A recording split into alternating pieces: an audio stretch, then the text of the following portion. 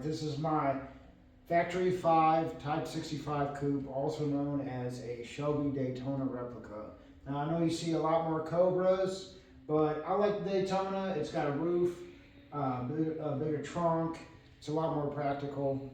But I'll tell you what, a lot of people think that these, oh, it's just a kid car, and they really get a bad rap. And I'm going to show you some of the really cool features that you don't normally see on most any cars, especially kit cars from back in the day. They used a lot of donor parts, whereas almost everything on this car, literally besides the engine, transmission, and rear end, is all custom. Completely custom suspension, custom brakes, and everything. There's no donor parts whatsoever on this car. Everything is brand new when it was built. So let me check. All right, first of all, we'll just look underneath the hood here. So, as opposed to having a regular tube frame, this is a complete space frame chassis. You know, so this is a legitimate race car like type chassis here. It's not like just all welded together, just hodgepodge or whatever, so that you could make the Mustang components fit. Everything here was designed to be as stiff and light as possible. This car has full interior, subs, all the creature comforts, and an iron block Coyote engine, and still only 2,600 pounds. And it's very stiff, despite the soft suspension. That's the way I like it. I'm glad it was built that way. Stiff chassis, soft suspension gives you a lot more compliance in my opinion. Speaking of the suspension, Factory 5 completely makes their own upper and lower control arm, camber and caster adjustable, ride height adjustable.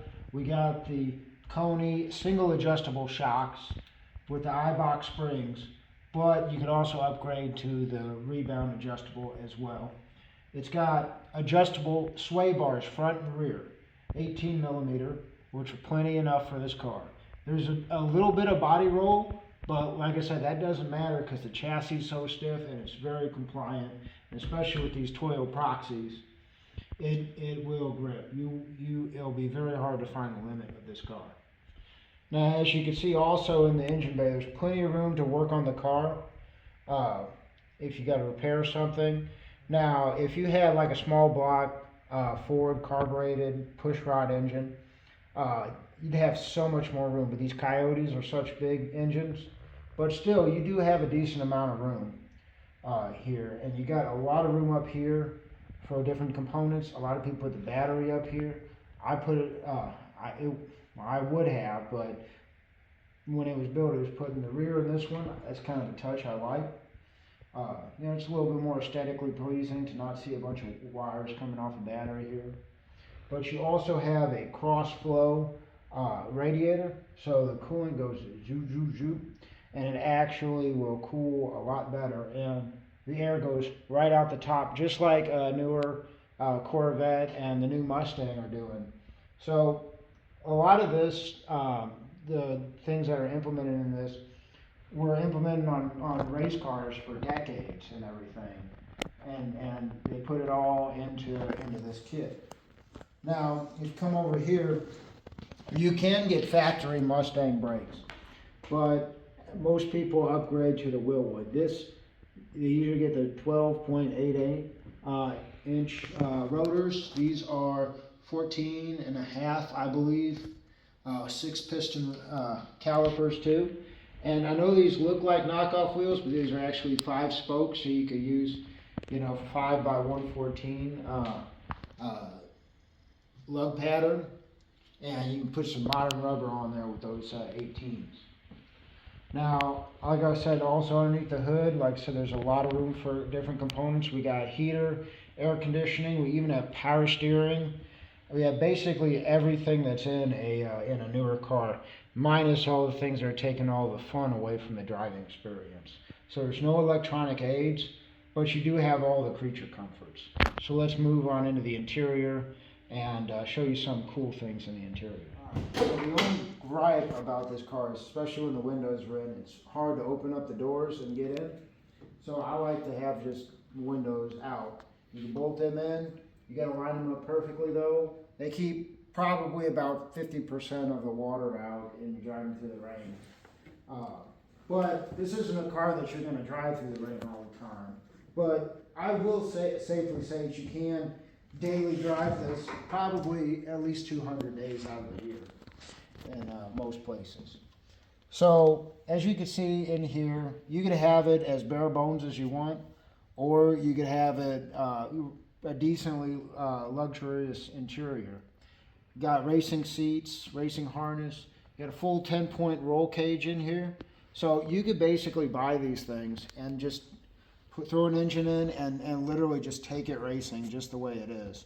And it'll be perfectly legal for a lot of different classes of racing. Or you could do it like me and just use it to cruise down the street. A lot of people add little interior touches like these little leather straps and everything. You can do dashboard in leather, or you could have it metal. You could have it looking like a complete race car. Like I said, we got a stereo in here, we got subs. I welded up these headrests, and like I said, you could really configure these as much as you want. The only problem is getting in is a real pain, but as long as you're under 6 feet, this car will fit you like a glove. I would say it's about the same amount of interior space as like a little bit more than a Dodge Viper. If you could fit in a Dodge Viper and be comfortable in that, then this is, I think, a little bit more comfortable. And yeah, I mean, like I said, you could do the interior however you want. But like I said, man, you can make this a complete race car, or you know, decent daily driver, or anywhere in between. So let's check out the back. As you can see, huge trunk out here, and just the whole overall shape and presence of the car is really nice too. It's very aerodynamic. I get about 25 miles per gallon with that Coyote engine. And but what I really like about this one is it has the optional independent rear suspension. So this rides a lot like a modern car would, basically. So it's got upper and lower control arms in the rear, completely custom, just one off on only factory 5 cars. You'll only see this suspension set up on this car, period. Just like the chassis, just like the front suspension, it's all done to the car and tuned towards to the car. It's not like a like I said, it's not like a bunch of donor parts on here, or just pieced together with this part or that part or whatever fits.